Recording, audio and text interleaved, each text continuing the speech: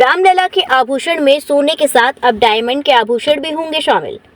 राम मंदिर में 70 करोड़ का सोना दान देने वाले डायमंड व्यापारी अब डायमंड का आभूषण बनाकर रामलला को करेंगे भेंट।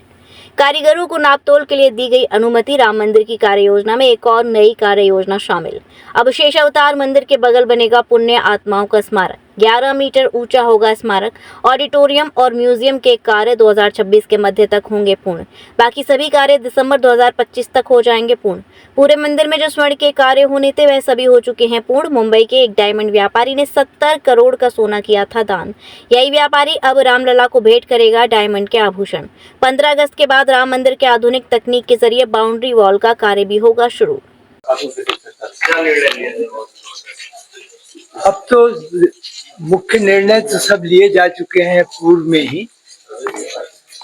अब तो प्रगति की समीक्षा करनी होती है और शेष कार्य जो बचे हुए हैं उनकी सूची बनाई जाती है। लेकिन कल एक अवश्य जो पहले कार्यक्रम में नहीं था उससे सम्मिलित कर लिया गया है, वो है पुण्य आत्माओं का एक स्मारक जो कि परिसर में सप्तऋषि मंदिर के निकट बनाया जाएगा। वो ऊंचाई में लगभग 11 मीटर का ऊंचा होगा। ग्रेनाइट के पत्थर से बनाया जाएगा। उसकी डिजाइन इत्यादि कल उसे अंतिम स्वरूप दे दिया गया है और यह भी लक्ष्य है कि जो दिसंबर 2025 की हम लोगों ने समय सीमा निर्धारित की है उसके ही अंतर्गत इसे भी पूर्ण कर दिया जाएगा।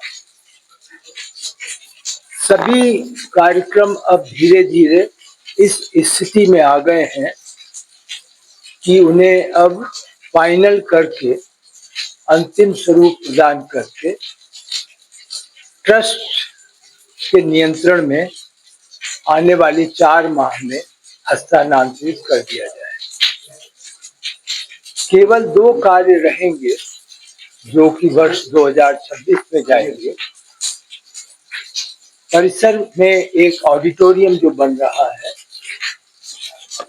वह 2026 के प्रथम 6 माह के अंतर्गत पूर्ण होगा और दूसरा जो म्यूजियम है, संग्रहालय है, उसका बाकी सभी कार्य दिसंबर 2025 तक पूर्ण हो जाएंगे। ध्वजारोहण की बात की जाए, जिस तरह बात की जाए तो आप जो है प्रधानमंत्री को क्या मतलब दे दिया गया बताने के लिए? मेरी जानकारी में तो ऐसा नहीं है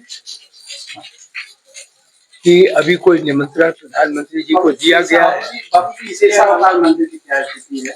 शेषावतार मंदिर पूर्ण हो गया है। उसपे स्वर्ण कलश जो शिखर पे लगना था वह भी पूर्ण हो गया है।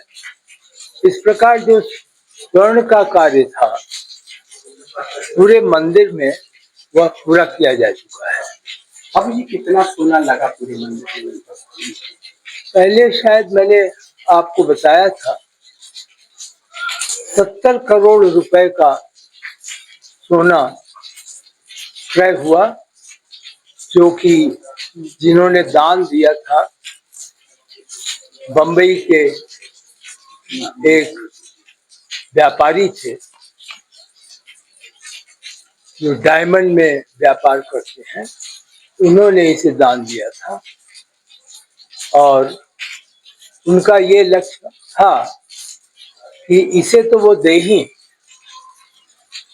कल उनका बल्कि यह भी आया फोन, तो वो चाहते हैं कि रामलला का एक पूरा जो आभूषण है उनको वो विशेष डायमंड में बनाकर और वो अपना योगदान करें। ये उनके विश्वास पे, श्रद्धा पर निर्भर है, लेकिन उन्होंने यह अनुमति अवश्य चाहिए कि उनके लोग जो इसको बनाएंगे उनको नाप जोख करने के लिए अनुमति कर दी जाए और यहाँ आए, जो अनुमति दे दी गई है। अभी इसके अलावा पिछले बैठक में आपकी लाइटिंग कई कंपनियों के लोग आए जी। लाइटिंग को लेकर, उसका क्या निर्णय? फसाड लाइटिंग का निर्णय अब लगभग अंतिम हो गया है और आपको ये जानकर संतोष होगा कि जिसकी शुरुआत आज से करीब 6 माह पहले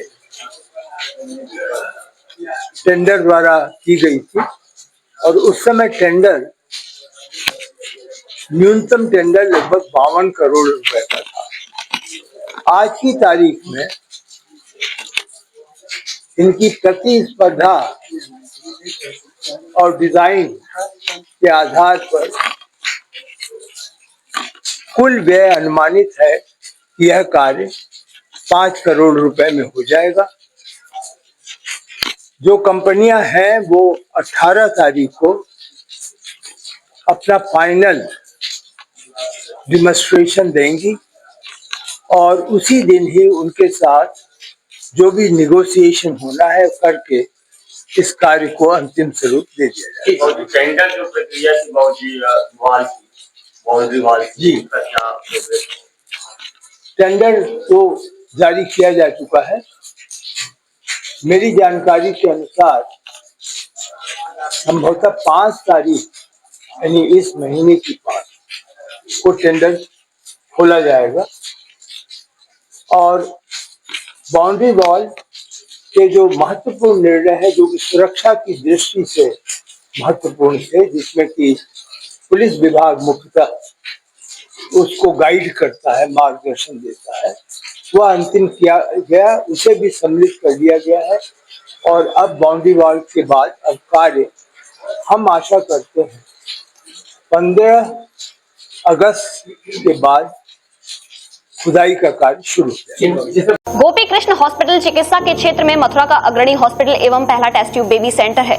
IVF में 70% सफलता, स्त्री रोग विभाग में high risk delivery, caesarean operation, hysterectomy आदि बेहद अनुभवी एवं क्वालिफाइड लेडी डॉक्टरों द्वारा किए जाते हैं। हड्डी रोग विभाग की एडवांस यूनिट जहां पर जोड़ प्रत्यारोपण यानी कि घुटना रिप्लेसमेंट, कूल्हा रिप्लेसमेंट, रीढ़ की हड्डी के ऑपरेशन एवं फ्रैक्चर होने पर प्लास्टर, सरिया या प्लेटिंग आदि की सर्जरी की जाती है।